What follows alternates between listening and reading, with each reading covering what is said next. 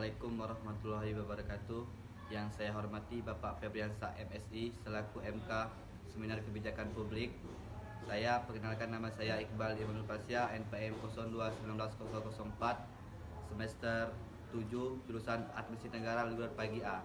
Dan rekan saya Aditya Saputra, NPM 02190023, jurusan Administrasi Negara semester 7. Baiklah teman-teman, kami akan menginformasikan materi kami yang akan dijelaskan saya selaku moderator di kelompok ini yang mengenai kebijakan publik.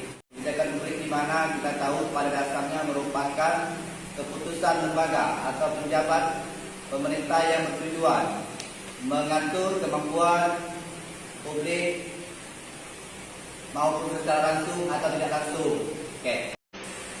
Kebijakan publik mempunyai 3 informasi publikasi. Yang pertama, masalah kebijakan, di mana masalah kebijakan ini dinilai kebutuhan atau kesempatan yang belum dilaksanakan dan memenuhinya hanya mungkin secara tindakan pemerintah.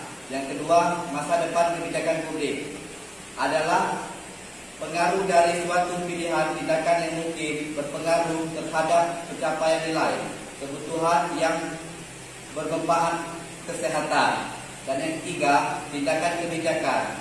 Tindakan kebijakan ini adalah suatu tindakan atau serangkai tindakan yang dirancang atau dasar suatu alternatif kebijakan tertentu untuk mencapai hasil-hasil yang lebih diinginkan di masa depan. Selanjutnya, kebijakan publik ini mempunyai sistem kebijakan, di mana analisis kebijakan adalah salah seorang aktor dalam suatu sistem kebijakan publik. Ia mempunyai 2 sistem. Yang pertama sistem kebijakan, yang kedua sistem publik.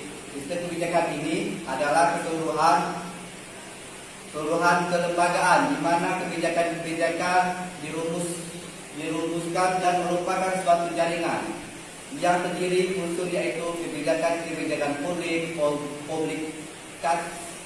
dan hitungan kebijakan.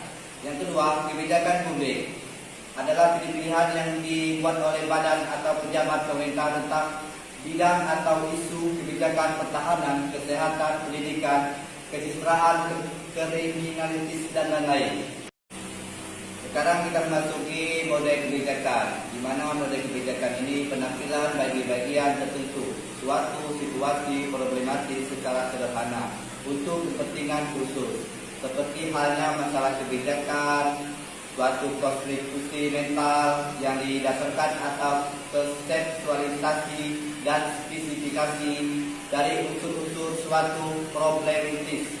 Model kebijakan adalah juga suatu konseptualisasi artifisial dalam bidang isu kebijakan seperti energi, lingkungan, kemiskinan, kesenjangan, kesejahteraan, kriminalitas, dan lain-lain.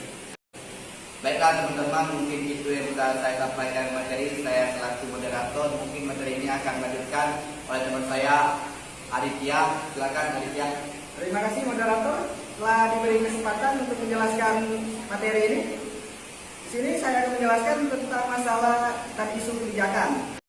Masalah kebijakan adalah kebutuhan dan nilai yang belum terpenuhi atau kesempatan untuk mengadakan perbaikan yang hanya dapat dilakukan melalui kebijakan publik.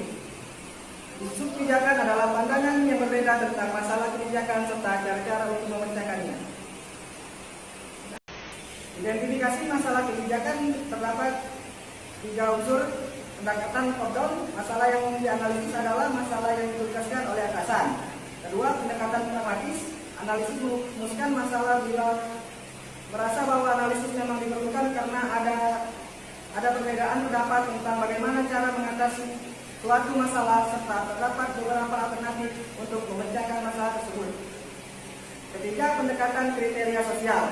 Analisis mencoba mencari ungkapan ketidakpuasan publik serta mencoba merumuskan masalah sosial yang baru dipecahkan. Perumusan masalah kebijakan.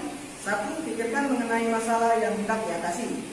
2. Tetapkan batasan dari masalah. 3. Kumpulkan fakta dan informasi. 4. Rumuskan tujuan dan objektif. 5. Identifikasi payung kebijakan. 6. Tunjukkan biaya dan manfaat dari masalah yang hendak diatasi. Dan terakhir, tinjau kembali rumusan masalah yang telah disusun. Mungkin saya akan melanjutkan materi yang disampaikan oleh saudara kita Adit. Terima kasih. Saya akan melanjutkan. Di sini mempunyai analisis perumusan masalah. Analisis perumusan masalah ini mempunyai 4 analisis. Yang pertama, kalkulasi cepat. Yang kedua, analisis keputusan perusahaan. Yang ketiga, definisi operasional. Yang keempat, analisis politik. Sekarang kita masuki metode perumusan masalah. Metode perumusan masalah ini mungkin mempunyai beberapa metode. Yang pertama, analisis batasan masalah. Yang kedua, analisis klasifikasi istilah. Yang ketiga, analisis hierarki. Yang keempat, sinertik. Yang kelima, curah pendapat. Yang keenam, analisis multi perspektif. Yang selanjutnya terakhir yaitu analisis asumsional. Demikianlah penjelasan yang kami sampaikan. Kurang lebihnya saya mohon maaf. Wassalamualaikum warahmatullahi wabarakatuh.